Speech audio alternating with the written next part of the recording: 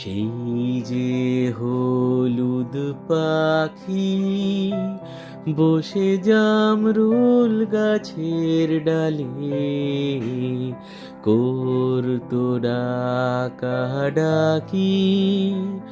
আমার শৈশবের সকালে।